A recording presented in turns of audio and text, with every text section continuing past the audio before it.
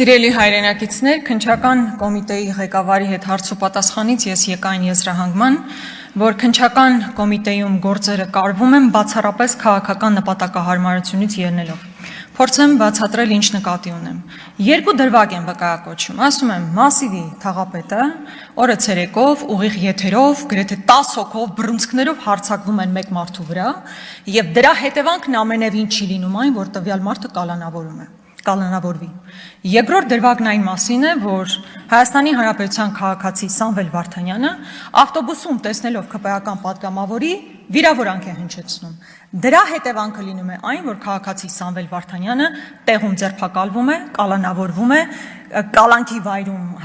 անցեկացնում կալանք, այնուհետև տնային կալանք, վարչական վերահսկողություն եւ այլն։ Հիմա պարոն Պողոսյանն ինձ ասում է, գիտեք, իրավական ֆորմալության տեսանկյունից, այո, Մասիվի թաղապետի իրականացրած գործողությունը ծեծ է, հետևաբար դա չի ենթադրում, որ պետք է լինի ձերբակալում եւ կալանավորում։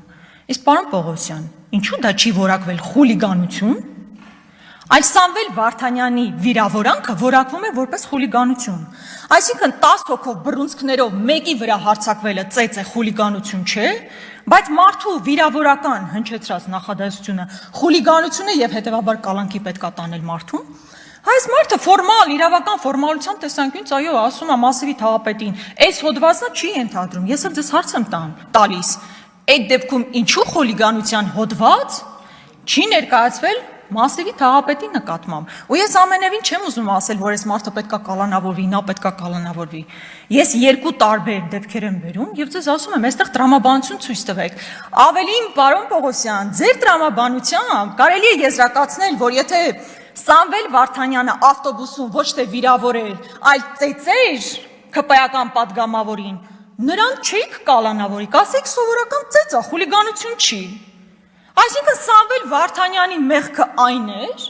որ ինքը 10 հոգի մարդ էլ հետը չուներ, որ հարձակվեր ԿՊԱ-ական պատգամավորի վրա։ Լավ տրամաբանությունը ո՞րն է, լավ մեսիջը մեր ժողովրդին ո՞րն է, որ ժողովուրդ, եթե դուք վիրավոր եք, տեղում կալանավորել եք, բայց եթե 10 հոգով հարձակվեք մեկի վրա բռունցքներով, այդ դեպքում դուք չեք կալանավորի, որովհետև դա սովորական ծեծ է։ Ավելին օրենսդրությամբ ծեծը ֆիզիկական ներգործությունը կարելի է բնութագրել, որ սովորական ապտակով, մեկ հարվածով, բայց միթե դուք այդ տեսանյութում տեսնում եք սովորական հարված 10 հոգով մեկի վրա հարձակվել, այնուհետև էլ Մասիվի թաղապետն ասում է, որ դա եղել է հաշվեհարդար, որ ինքը գիտակցել է ինչ է անում ու լավ է արել, որ անում է։ Ես ուզում եմ դուք շատ մանրամասն նկարագրեք,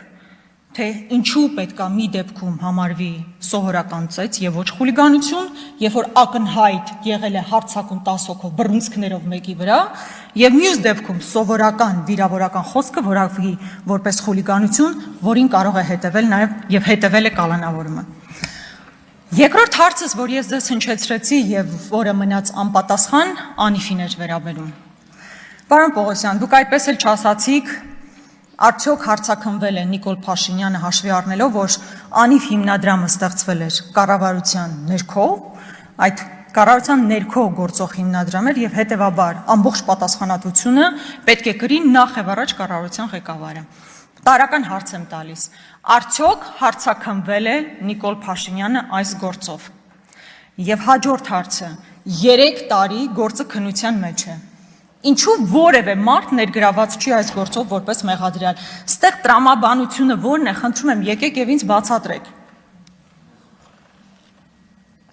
Մեզ լսող մարդիկ էլ, որպեսզի իմանան, երբեմն ասում է, չէ, դե լավ, իրավական process է, պետք է մարդկանց հարցաքննել, երկար է տևում, ժամանակ է տևում։ Ախր պարոն Պողոսյան, օրինակ,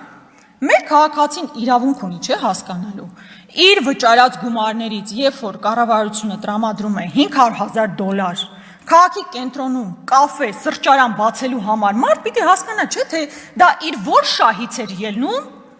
որ հանրային շահն էր պարտադրում, որպեսզի որոշում կայացվեր $500,000 տրամադրվեր ինչ որ սրճարան բացելու համար։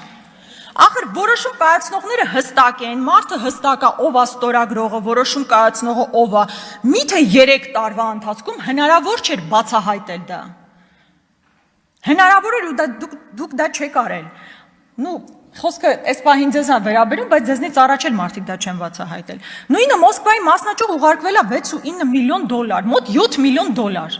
7 միլիոն դոլարով 3 առնվազն 4 նոր դպրոց կարելի էր կառուցել։ Հիմա դժվար է հասկանալ այդ 7 միլիոն դոլարը Մոսկվա գրասենյակ ուղարկելու որոշումը ով է կայացրել։ Ում է գնացել։ Ախր այդ մարդիկ բոլորին հայտնի մարդիկ են, կոնկրետ մարդիկ են անուն ազգանուններով, որոնք հենց հիմա ես էլ նույնիսկ կարող եմ ասել։ 3 տարվա մեջ ոչ մի ձև հնարավոր չէ նրանցից մեկին որպես մեղադրյալ ներգրավել ակնհայտ փողերի մսխման համար։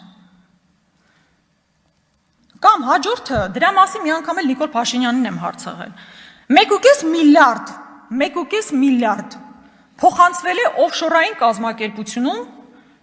մի օֆշորային կազմակերպության, որի ղեկավարը տարբեր հրապարակումների վերումով պարզվել է, որ Տիգրան Ավինյանի կնոջ ընկերուհին է։ Դե լավ, ենթադրենք կնոջ ընկերուհին էլ չէ, ու Ավինյանը հեչ կապ չունի։ Լավ, հնարավոր չէ հասկանալ ով է ստորագրել որոշում, որով մեր հայրենակիցների վճարած հարկերից 1.5 միլիարդ դրամ փոխանցվում է օֆշորային ինչ-որ կազմակերպության։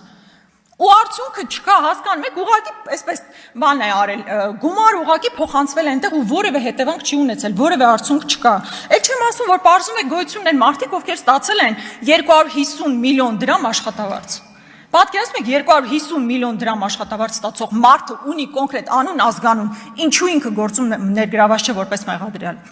Այս ամեն ինչի պատասխանները դուք պետք է տաք, ուզեք չուզեք։ Եթե պետք լինի 100 անգամ եմ ասել, 1000-րդ անգամ եմ ասելու, սրանից խուսափել ուղղակի չի ստացվելու եւ դուք դրա համար պետք է պատասխան տաք։ Հաջորդը, սիրելի հայրենակիցներ, հավանաբար նկատած կլինեք ջրի շշերի, տարբեր գինիների, կոնյակների շշերի վրա նման դրոշմապիտակ կա, QR կոդեր։ Ժամանակին QR կոդերը տնտեսվարողները գնում էին պետությունից։ 2020 թվականի պատերազմից 3 օր անց Նիկոլ Փաշինյանի որոշմամբ ստեղծվում է մի հանձնաժողով, որը հետագայում պատերազմից բառացիորեն մի քանի հետո մենաշնորհով տրամադրում է այս QR կոդերի տրամադրումը տալիս է մի կազմակերպության, որն ուղղակի միլիարդների եկամուտ է ապահովում իր համար։ Այսինքն մեր տնտեսվարողները միլիարդներ են մուծում մի կազմակերպության, որն ունի մենաշնորհ, ու 5 տարի այդ մենաշնորհը ուղղակի գոյություն ունի։ Ընդ որում այդ կազմակերպության ղեկավարը մարդ է, ով ժամանակին ընդ որում այդ մրցույթը անցկացնելու մրցույթ չի, մենաշնորհով տրամադրելու ընթացքում եղել է պետական եկամուտների կոմիտեի ղեկավարի տեղակալ։ Այսինքն լինելով բարձրաստիճան պաշտոնյա, մենաշնորհը տվել է մի կազմակերպության եւ հետո գնացել ղեկավարել այդ կազմակերպությունը։ Կոռուպցիոն դեպք է ստեղ, որևէ ծրագիր չեք տեսնում, ընդ որում տնտեսվարողները 2 անգամ ստիպված են ավելի շատ վճարել այս QR կոդերի համար, քան վճարել են մինչև 2020 թվականը։ Իրականում մենք կոռուպցիայի մասին դեռ կխոսենք, ժամանակս քիչ մնաց։ Իմիջիալոց սրա հետ կապված նոր քրեական գործ է կարծես թե նախաձեռնվել, ես հետևողական եմ լինելու հասկանալու, թե ինչու է այդպես ստացվել, որ մենաշնորհ է տրվել եւ արդյոք պատասխանատվության չեն ենթարկվելու այդ մարդիկ։ Այսօր Արտուր Հովհաննիսյանը կարծես թե հորդորում էր ինչ-որ մարդկանց նայել իմ աչքերի մեջ եւ հեկ տեսնել, ակնհայտորեն տվյալ անձը տեսողության հետ կապված խնդիրներ ունի եւ նա օրինական ուժի մեջ մտած վճռով նույնիսկ զրպարտության համար դատապարտվել է, բայց պետք չի առաջին անգամ չի, որ տվյալ մարդը սուտ է խոսում, ինքը քրոնիկ ստախոս է եւ պարտադիր չէ, որ իմ դեպքով դա ապացուցվեր, բայց ուղղակի զուտ մեր հայրենակիցների համար ասեմ, ես հեկ չունեմ, չեմ ունեցել, եւ եթե տվյալ անձը կարող է գա տանել ու ցույց տալ այդ հեկը, ես սիրով կընդունեմ այդ հեկը, չգիտեմ, միգուցե մեկը որոշ ինձ նվիրատվություն անի, եթե այդ մարդը տեղը ցույց տա, համենայն դեպս չունեմ, բայց որպեսզի անպատասխան չթողնեմ նման հերյուրանքները, ես տվյալ անձի հետ կհանդիպեմ արդեն դատարանում։